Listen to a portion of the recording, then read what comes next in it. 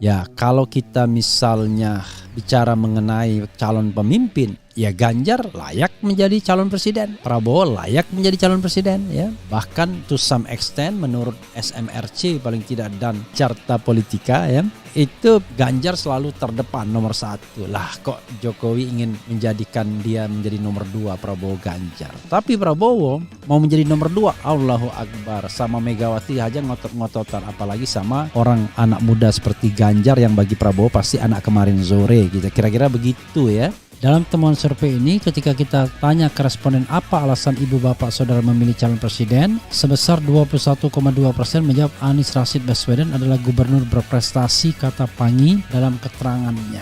Kalau kemudian akhirnya dianggap tidak sesuai dengan ekspektasi, maka ada 2 kemungkinan. Ekspektasi kita yang terlalu tinggi, ya kan? Atau memang aktornya yang berubah. Atau jangan-jangan aktornya tidak pernah berubah, tapi ekspektasi kita yang terlalu tinggi.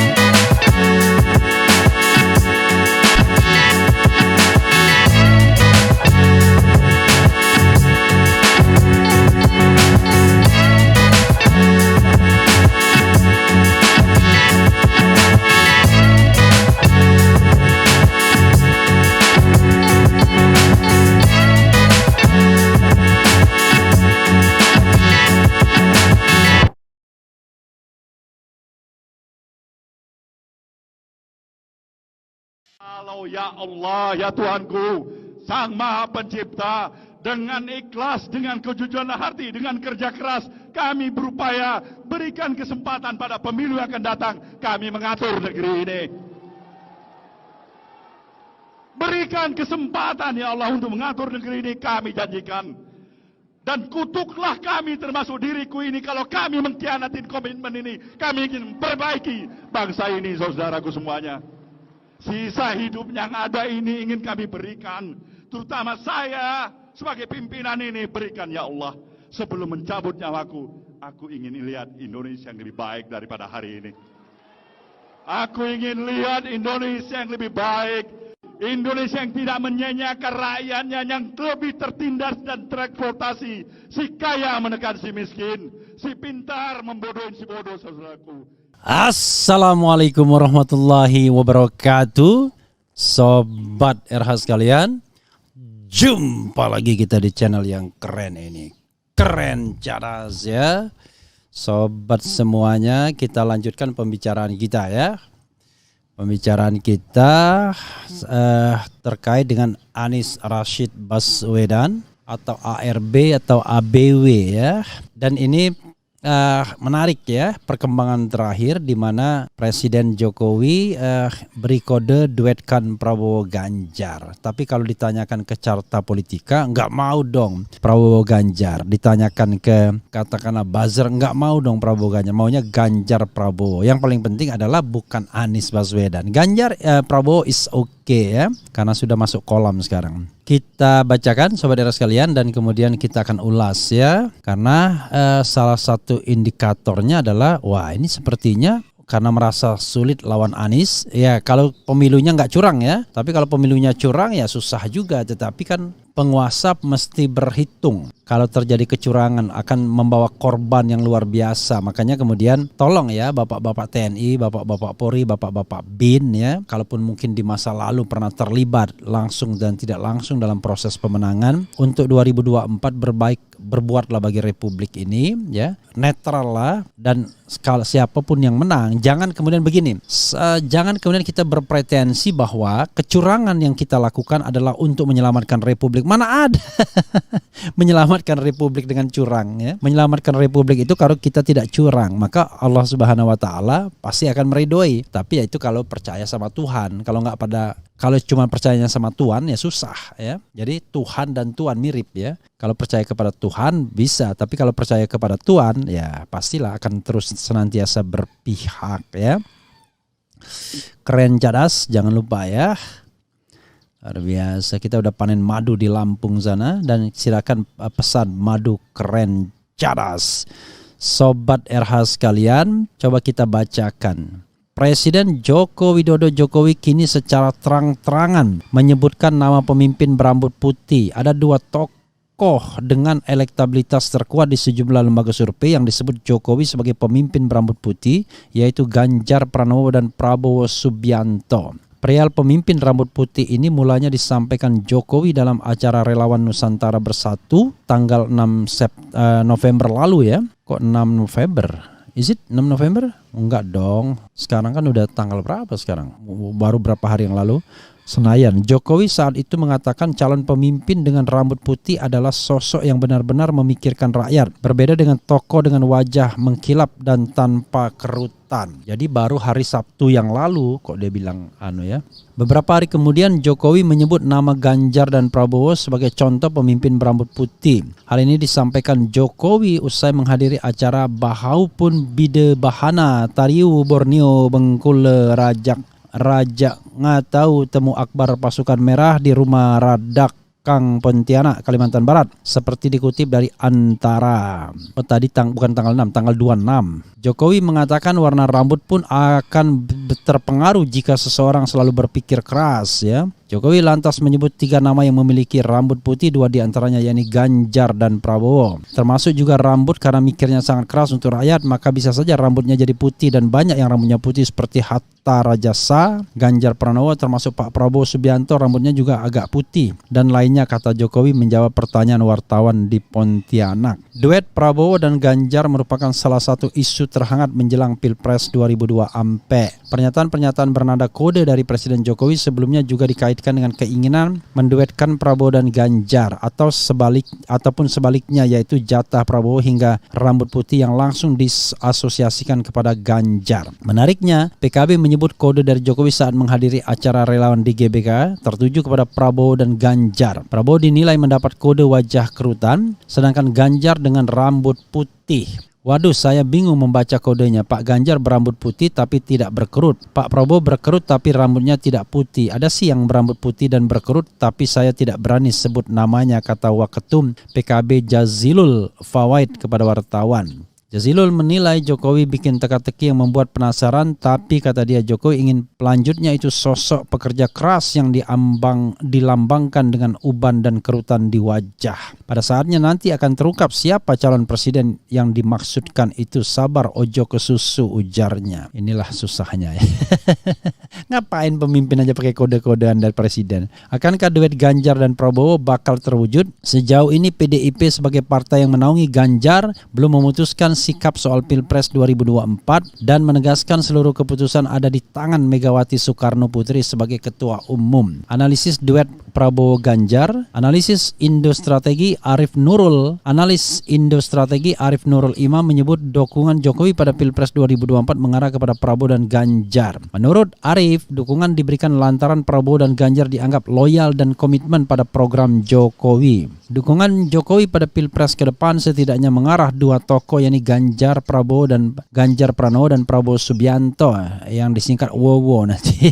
Pranowo Prabowo di WOWO. Arah dukungan tersebut lantaran kedua tokoh ini yang dianggap loyal dan komitmen terhadap program Jokowi selanjutnya, kata Arif. Arif menilai saat ini Jokowi mulai memberikan sinyal dukungan pada Prabowo dan Ganjar. Tidak hanya itu, Arif menilai ada keinginan Jokowi untuk menduetkan Prabowo Ganjar di Pilpres 2024. Karena itu sinyal dukungan mengarah pada kedua tokoh tersebut baik pada Prabowo Subianto maupun Ganjar Pranowo. Kalau kita lihat dari lontaran dukungan di publik yang mengindikasikan dukungan pada kedua tokoh tersebut, boleh jadi ada keinginan Jokowi menduetkan 2 tokoh tersebut dalam Pilpres mendatang. Jadi tolong ya nanti Sandiaga Salahuddin Uno, Erick Thohir ya udahlah tetap jadi tim hori-hori karena bosnya sudah menentukan akan memilih Prabowo dan Ganjar. Arif menyebut peluang duet Prabowo Ganjar ini akan terbuka lebar sebab menurutnya nantinya Jokowi dapat menggalang dukungan parpol untuk duet Prabowo Ganjar tersebut. Soal peluang tentu terbuka lebar karena Pak Jokowi bisa menggalang dukungan parpol. Jadi peluang Prabowo Ganjar terbuka lebar, ujarnya.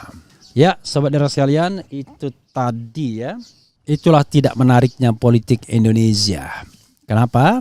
Karena sobat semuanya ya, kita kemudian dihalangi dengan presidensial threshold untuk menghadirkan banyak pemimpin. Padahal kita tahu bahwa yang kita pahami adalah ya, kalau kita misalnya bicara mengenai calon pemimpin, ya Ganjar layak menjadi calon presiden.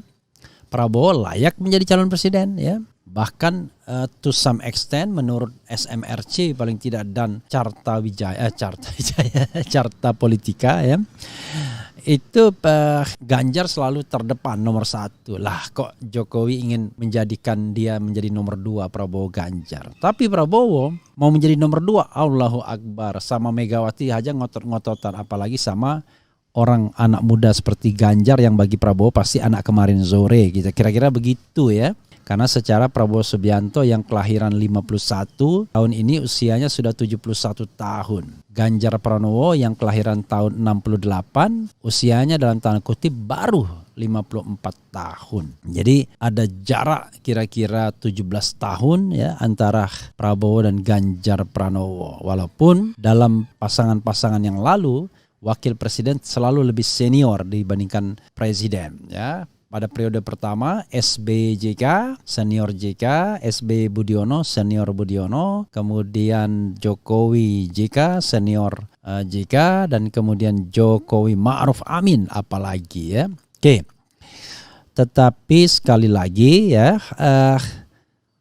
ada dua kemungkinan. Ya, kemungkinan pertama adalah memang dari awal Presiden Jokowi bingung dia mau mengendorse siapa ya. Oligarki di belakang layar saya meyakini akan ke Ganjar. Tetapi Ganjar bukanlah sosok yang kuat untuk melindungi Presiden Jokowi seandainya step down, seandainya nanti berakhir masa jabatannya dan ada gugatan-gugatan dari masyarakat ya mengenai keterlibatannya misalnya di KM 50 dan lain sebagainya. Termasuk juga soal kelanjutan proyek-proyek. Tapi kalau Prabowo adalah sosok yang kuat, yang bisa mengendalikan dan punya wibawa, punya jaringan termasuk di TNI dan Polri. Jadi ini soal yang barangkali dihitung oleh Presiden Jokowi. Karena itu dia pengen dua-duanya. Dua-duanya hadir dan dua-duanya menjadi backup dia. Itu satu skenario. Tapi tentu tidak mudah. Prabowo pasti ingin jadi nomor 1. PDIP dapat apa dia dengan mengajukan Ganjar Pranowo? Kenapa enggak PDIP misalnya mengajukan kalau begitu Puan saja dong, Prabowo Puan. Tapi kalau Prabowo Puan lagi-lagi orang mengatakan waduh capacity to win-nya kecil nantinya.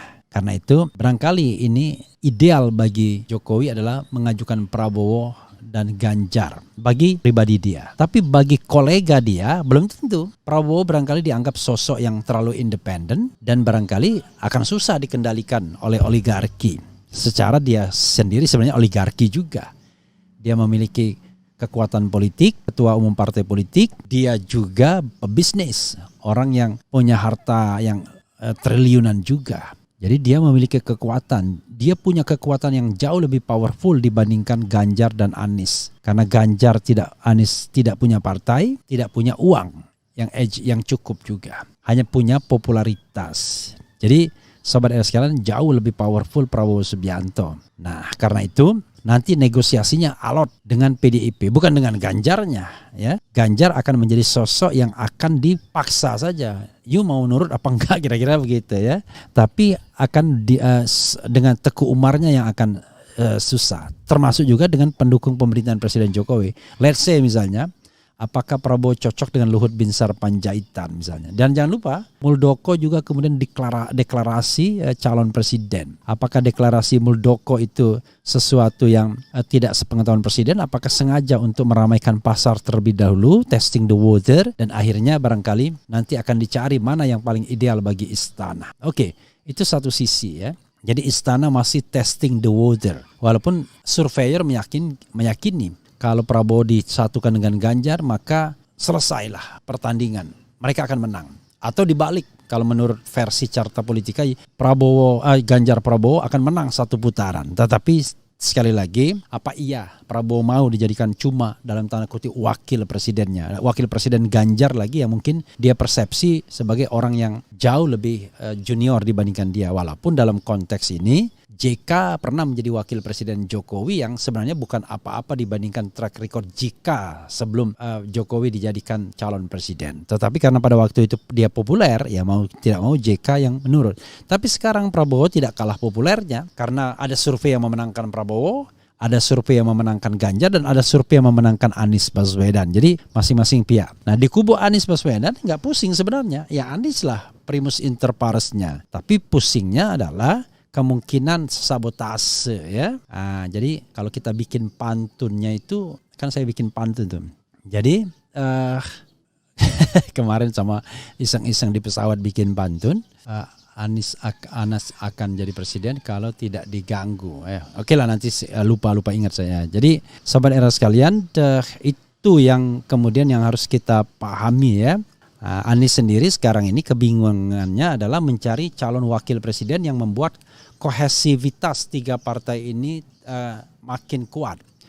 Bukan sebaliknya bubrah nantinya. Karena ada skenario lain untuk menarik AHY ke dalam kubu di luar itu, yaitu menjadikan AHY wapres walaupun misalnya sama Erlangga dan berhadapan dengan Prabowo Ganjar, it could be possible. Prabowo Ganjar pasti menang, tetapi yang paling penting adalah bubar dulu koalisi Anies dan AHY akan mendapatkan panggung lebih besar, yaitu sebagai calon wakil presiden. Walaupun dia tahu tidak akan menang, tetapi penting bagi dia kalau dia mau bernegosiasi dan kemudian membesarkan Partai Demokrat atau membesarkan dirinya. Mudah-mudahan tidak begitu. Mudah-mudahan kita tetap bisa menyaksikan adanya 3 calon biar Pilpres kita jauh lebih berkualitas ya. Jadi Anies sendiri, Ganjar sendiri, dan Prabowo sendiri, bahkan bila perlu Puan Maharani juga hadir dalam hal seperti itu. Oke. Coba kita baca komentar Sobat Era. Ya, coba kita bacakan Sobat Era sekalian ya. Dari Maine Coon. Ayah, saya nggak tahu bagaimana bacanya. Bang Refli Harun, kenapa Presiden Anies tidak datang saja ke rumah RH? Saya harap nanti harus live. RH harus beli paket internet yang cepat atau minta wifi kalau live-nya di rumah beliau. Oh iya, kita akan minta, mudah-mudahan ya. Maunya saya juga begitu, dia yang datang ke tempat saya kan. Tapi masalahnya adalah saya tidak terlibat dalam negosiasi. Itu semata-mata anak saya yang kemudian bernegosiasi dengan tim Anies ya. Mudah-mudahan Anies pun aware ya kalau saya mau datang. Jangan-jangan dia pun nggak tahu nanti. Oh ya, saya punya jadwal ya. Mudah-mudahan tidak begitu nantinya ya. Atau last minute timnya baru ngasih tahu ya. Nanti kita lihat ya. Oke. Lakone Petro Dadi Ratu akibatkan bumi Indonesia gonjang ganjing, habis Cianjur, mana lagi yang nyusul, korban gempa banyak yang gak keurus, presidennya malah kampanye terus ya. Keji tak Pancasilais. Ya memang Sobat Era sekalian, kita juga agak bingung kenapa Presiden Jokowi justru sekarang lebih sibuk berkampanye atau menyiapkan putra mahkota untuk Pilpres 2024. Secara etis agak aneh rasanya. Kenapa? Pertama, masa pemerintahannya itu masih 2 tahun lagi. 2 tahun kurang 1 bulan. Artinya ya masih ada kesempatan bagi dia untuk melakukan banyak hal. Kalau dalam masa pemerintahan Presiden Amerika Serikat Joe Biden misalnya, itu masih separuh masa jabatan, 50% masa jabatan, sehingga harusnya berkonsentrasi untuk do something. Tapi sepertinya yang dilihat itu hanya tren survei saja. Jadi kita bingung ya, ada presiden yang terlalu sibuk untuk menyiapkan putra mahkota 2 tahun atau 3 tahun sebelumnya bahkan. Ganjar juga live dong biar berimbang. RH harus tetap idealis dan netral mengembangkan pendidikan politik masyarakat. Justru Ganjar Pranowo itu adalah live pertama saya dengan Ganjar itu pada tahun 2020. Nanti kita akan live lagi ya. Akan live lagi dan biar objektif sekali lagi jawab pertanyaan dari RH Channel. Tapi terus terang saja mungkin mereka juga mikir RH Channel kok condongnya lebih ke Anies Sobat RH sekalian. Tapi oke. pemimpin itu kan harus berani merangkul ya. Jadi kalau misalnya orang yang berbeda pendapat, maka ya dia tetap harus rangkul. Jadi karena itu Sobat RH sekalian, saya tidak ingin mengajukan pertanyaan, biarlah Sobat RH yang mengajukan pertanyaan. Termasuk kepada Prabowo Subianto nanti kalau bisa ya. Kita juga akan live dengan Prabowo Subianto seandainya dia mau juga. Secara dia senior ya, sama Rizal Ramli sudah, sama Gatot Nurmantio sudah, sama Lanyala Mataliti sudah ya, you name it. Yang belum sama Ridwan Kamil ya, sama Sandiaga Salahuddin Uno ya sudah. Jadi kita nanti akan lihat tokoh-tokoh politik lain. Karena saya kebetulan nggak punya nomor Ridwan Kamil, that's the problem. Padahal kita sama-sama lahir, sama-sama tanggal pernikahannya 7 Desember 1996 ya. Oke. Tugas kita saat ini perkuat doa dan terus meningkatkan ketakwaan agar mendapat pemimpin yang sayang kepada rakyatnya. Jangan kita melakukan kesalahan lagi, sayangi Indonesia ya. Ya sebenarnya one thing for sure, pemilunya harus jurdil. Karena kalau ditanyakan ke Pak Prabowo Subianto, dia yakin dia yang menang. Keyakinan itu rasanya tidak berubah sampai sekarang. Tetapi pertanyaannya kan, tidak ada KPU yang memenangkan dia, yang ada adalah KPU memenangkan Joko Widodo berpasangan dengan Ma'ruf Amin ya, atau sebelumnya Jokowi dan JK. Mau duet cuma Ganjar Prabowo, mau Ganjar sampai wapresnya dijamak, Prabowo, Erlangga, Puan, Erik, AHY, bahkan Jokowi sekalian, milenial nggak ngaruh, Anies harga mati for President 2024 ya. Ini kata Miss Virgin. Kita tidak tahu milenial yang lain ya. Jangan apa istilahnya, jangan seolah-olah mewakili orang lain, padahal kita tidak pernah melakukan survei dan kita bukan pemimpin organisasi. Tapi it's okay ya, optimisme perlu ya, optimistis itu harus. Tapi yang jelas sebenarnya saya selalu berpikir pemilunya must be jurdil, jujur dan adil, itu yang paling penting ya, paling penting begitu. Ya saudara sekalian, itu saja ya. Assalamualaikum warahmatullahi wabarakatuh. Sobat RH sekalian, jumpa lagi kita di channel yang keren ini, keren cadas ya. Sobat semuanya,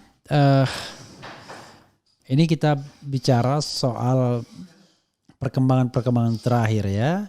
Kalau survei ya pegang aja lah, anggap saja Ganjar, Anies, Prabowo, Anies, Prabowo, Ganjar, Anies, Prabowo, Ganjar, Ganjar, Anies, Prabowo, bolak-balik itu aja ya.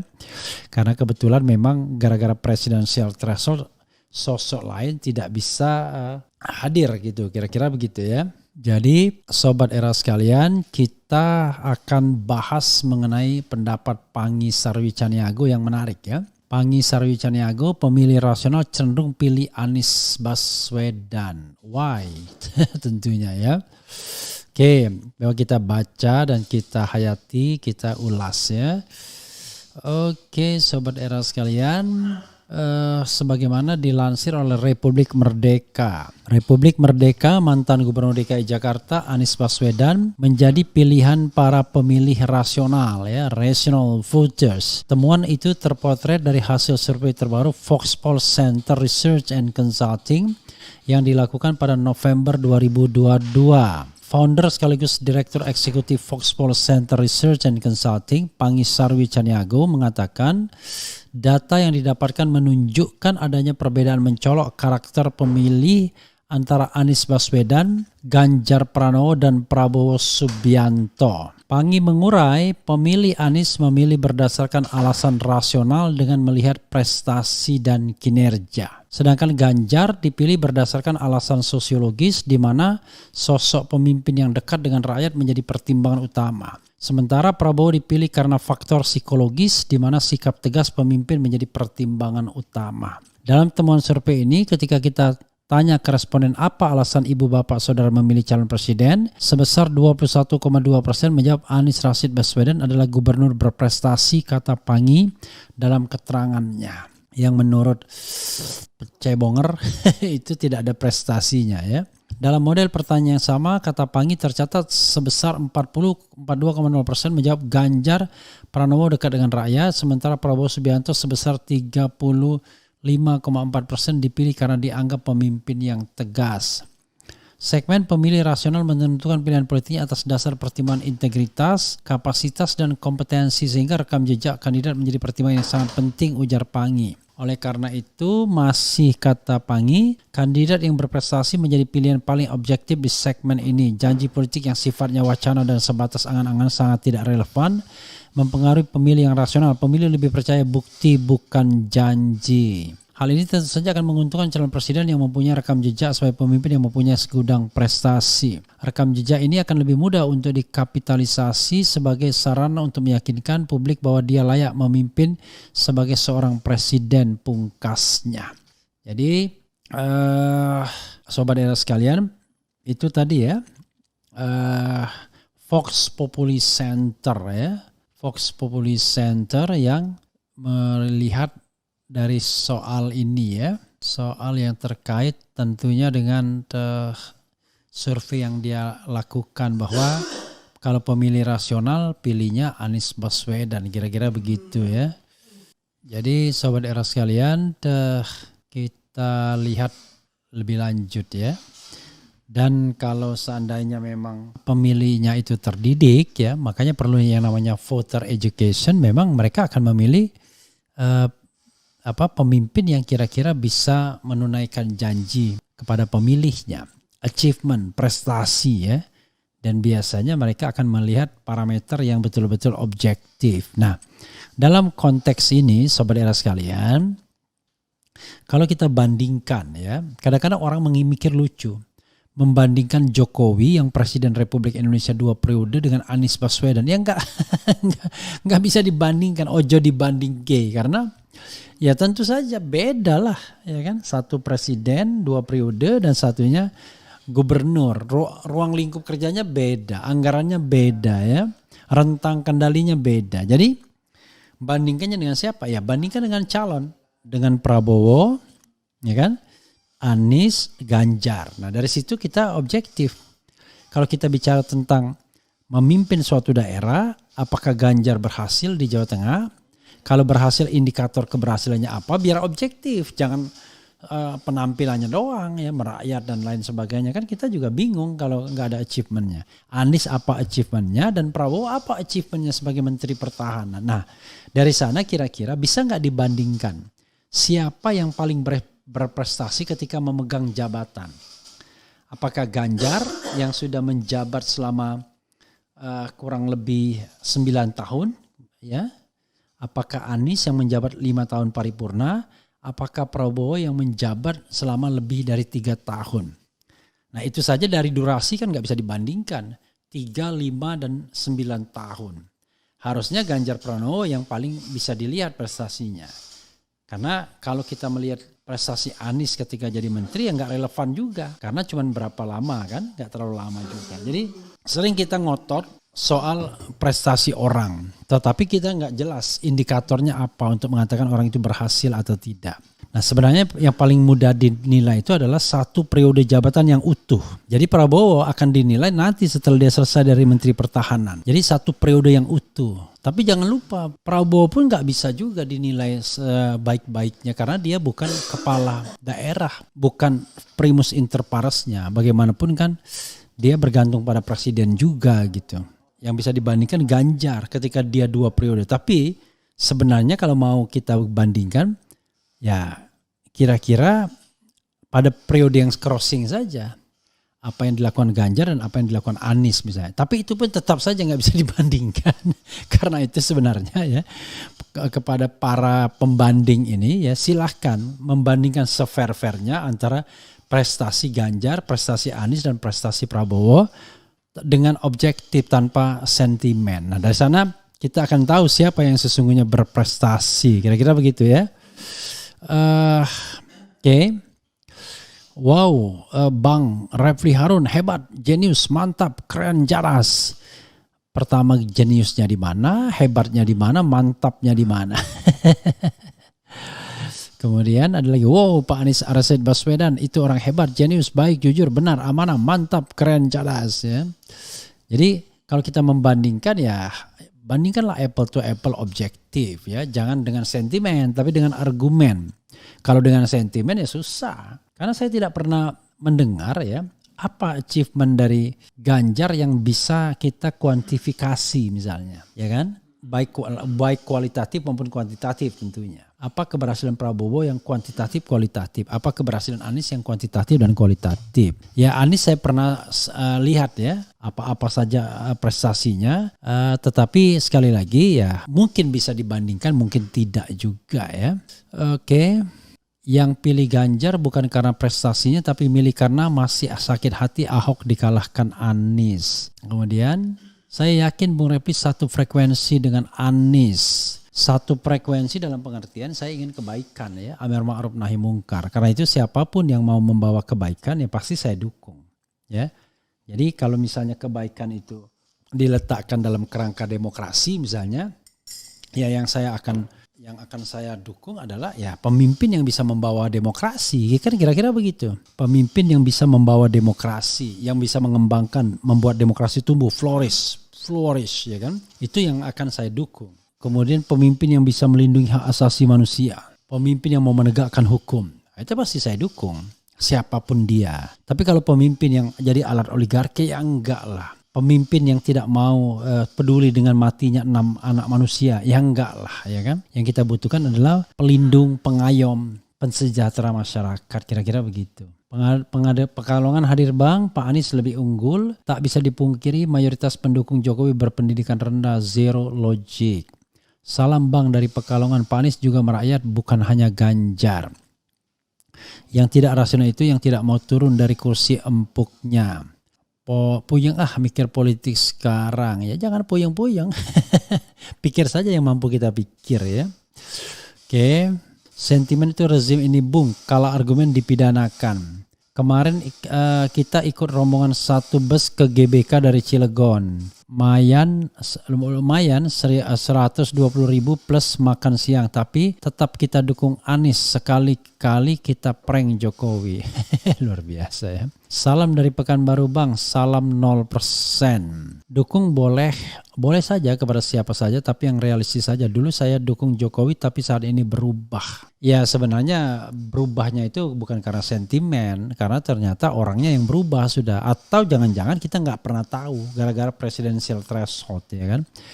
Coba imagine ya, kita disuruh memilih antara Prabowo sama Jokowi di 2014. Satu, menantu Soeharto, penguasa otoriter, ya kan, hidup mewah, ya, punya kekayaan triliunan, punya kuda, ya, rumahnya gedungnya minta ampun, punya helipad, ya, punya helikopter juga. Jangan-jangan ya, saya helikopter tahu apa enggak, ada apa enggak saya nggak tahu, tapi helipad punya ya. Kalau kita ke rumah Rocky Gerung kesananya lagi, pernah saya lewati juga satu kali. Lalu dianggap pelanggar HAM. Melawan Jokowi yang kita tidak tahu track recordnya tapi dianggap baik. Ada prestasi SMK, kemudian dianggap wali kota terbaik.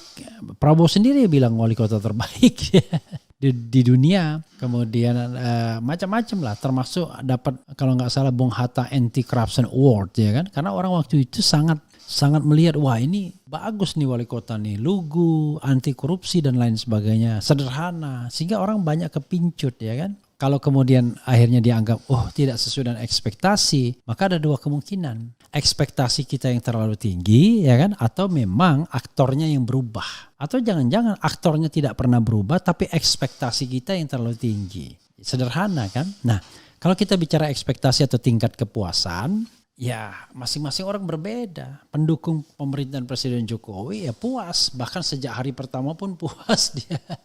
Dia tidak lagi mengevaluasi bagaimana pemerintahan berjalan. Pokoknya puas. Karena kalau diletakkan dalam kerangka demokrasi, hak asasi, konstitusi dan pemberantasan korupsi, mereka puas karena mereka terlindungi. Ya kan?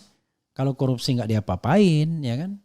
Kalau mengkritik pemerintah, mengembat orang yang mengkritik pemerintahan nggak diapa-apain, tapi sebaliknya terjadi pada perlakuan berbeda kepada mereka yang mengkritik. Nah, jadi sehingga ya wajar saja kalau tidak puas karena kita menginginkan kebaikan bersama. Jadi frekuensi itu adalah kebaikan bersama. Jadi kalaupun Anies menang, ya saya nggak mau pendukung Anies saja yang kemudian bisa menikmati demokrasi, menikmati perlindungan hak asasi, menikmati menghargai konstitusi dan juga melakukan diberantas korupsinya.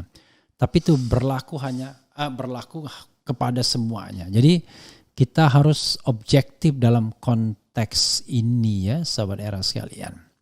Karena itu didiklah pemilih agar menjadi pemilih yang rasional, sehingga ketika dia memilih dia akan betul-betul menimbang calon mana yang akan membawa mudarat, kebaikan, kemanfaatan bagi bangsa ini, bukan memecah belah, memprovokasi untuk menjadi presiden yang sebelah. Presidennya kan presiden The Republic of Indonesia, bukan presiden The Relawan ya. Itu saja sobat era sekalian, kita lanjutkan penontonan kita. Wassalamualaikum warahmatullahi wabarakatuh.